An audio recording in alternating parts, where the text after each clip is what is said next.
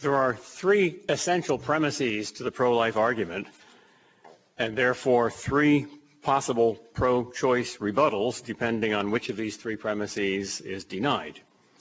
To be pro-choice, you must deny at least one of them because taken together they logically entail the pro-life conclusion.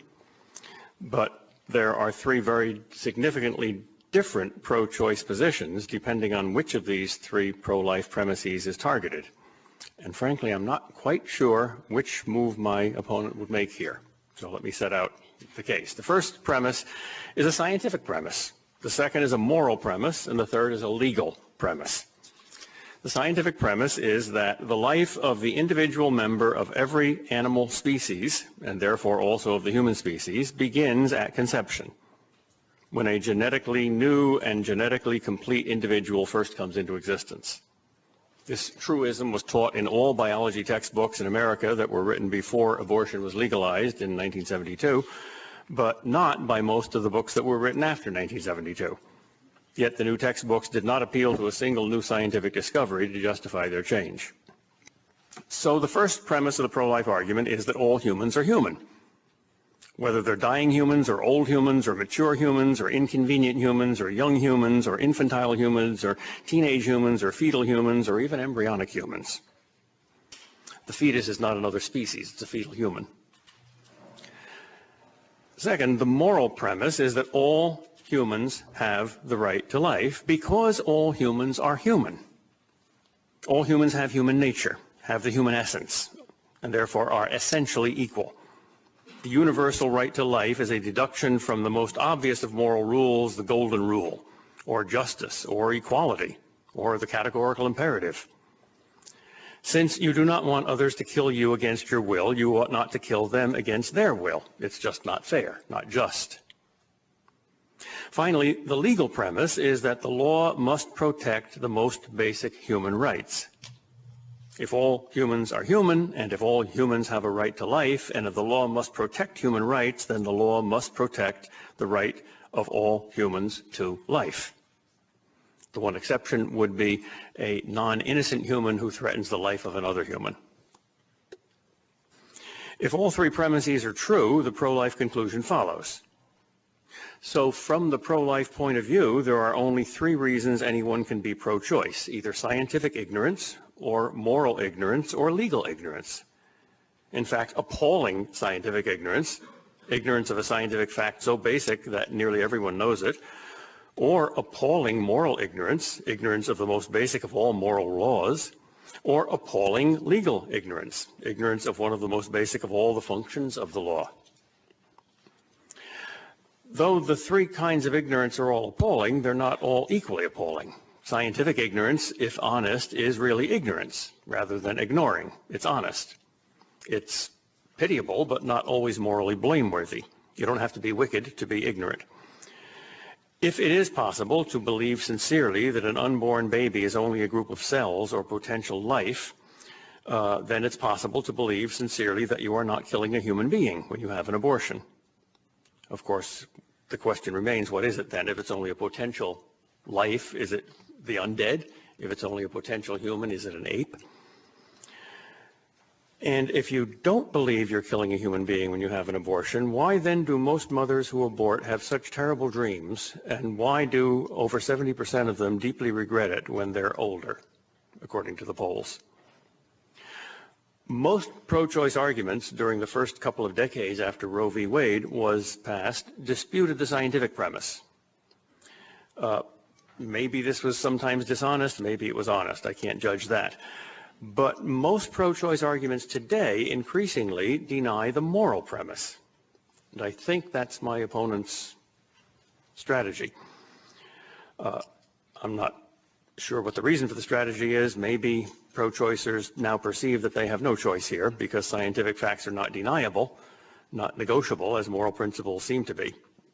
Whatever the reason, I think this is a vast sea change, because if this moral camel has gotten not just his nose under the tent, but his torso too, I think we are in trouble.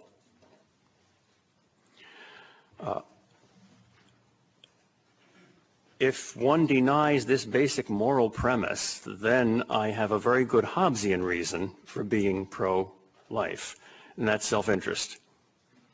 You know the famous statement, I think it's Dietrich Bonhoeffer, they came for the Jews and I didn't speak up because I wasn't a Jew. Then they came for the gypsies and I didn't speak up because I wasn't a gypsy. Then they came for the communists and I didn't speak up because I wasn't a communist. Then, when they came for me, there was no one to speak up for me. Dostoevsky wrote, "We are each responsible for all." John Donne said, "No man is an island. Never send to know for whom the bell tolls, it tolls for thee."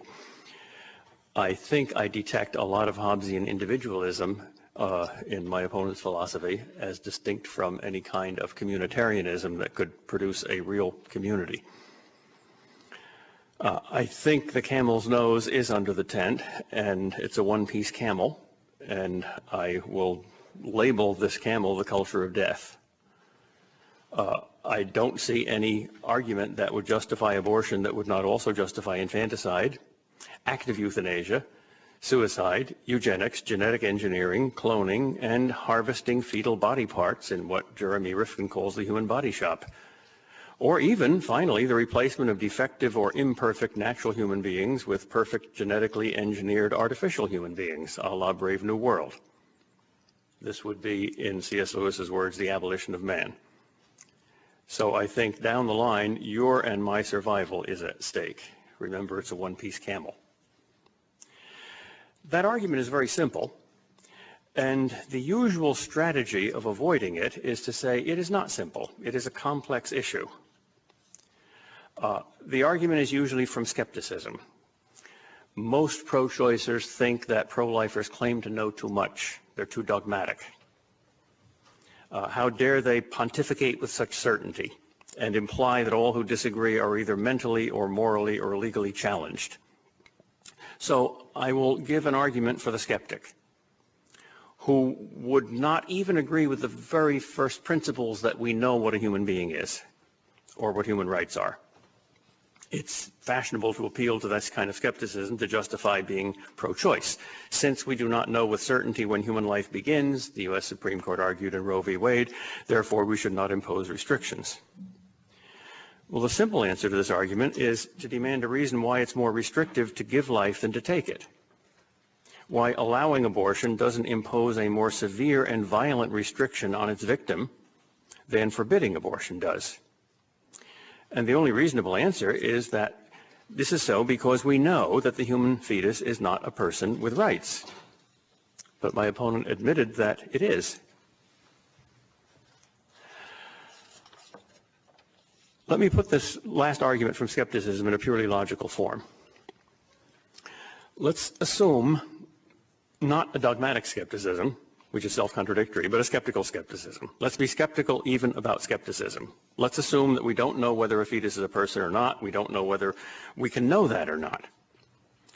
What then can we know? Well, by formal logic alone, we can know two things.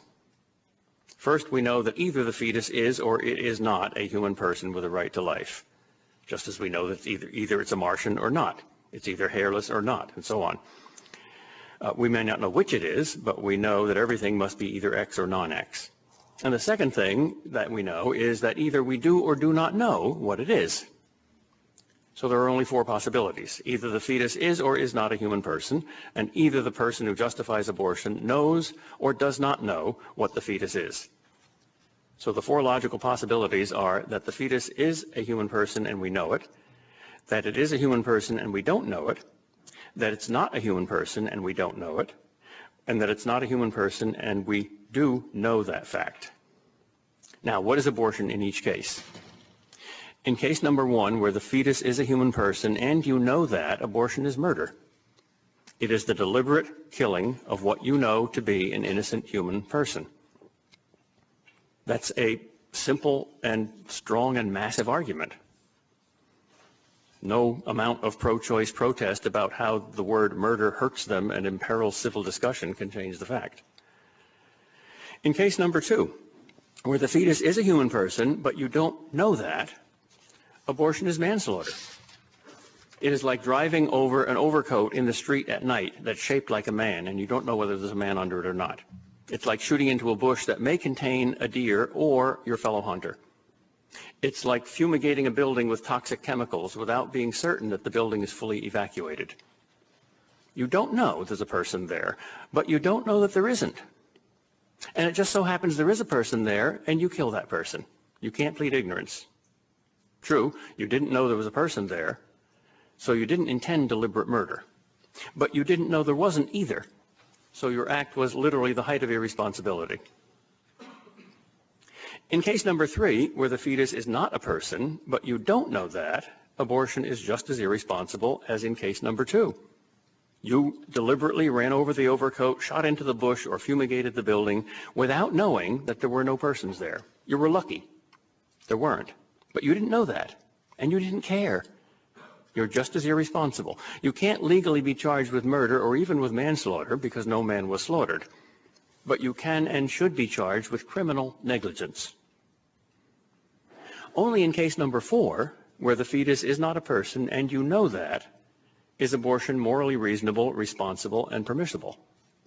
But note carefully that what makes case number 4 permissible is not merely the fact that the fetus is not a person with full human rights, but also your knowledge of that fact, your overcoming of skepticism. So skepticism cannot count for abortion, but only against it. Only if you are not a skeptic can abortion be moral. Only if you are certain that there's no person in the overcoat or the bush or the building or the womb may you morally drive or shoot or fumigate or abort. So I think that undercuts even the weakest escape, namely to pretend you don't know what abortion is, you don't know what a fetus is, you don't know what a human being is.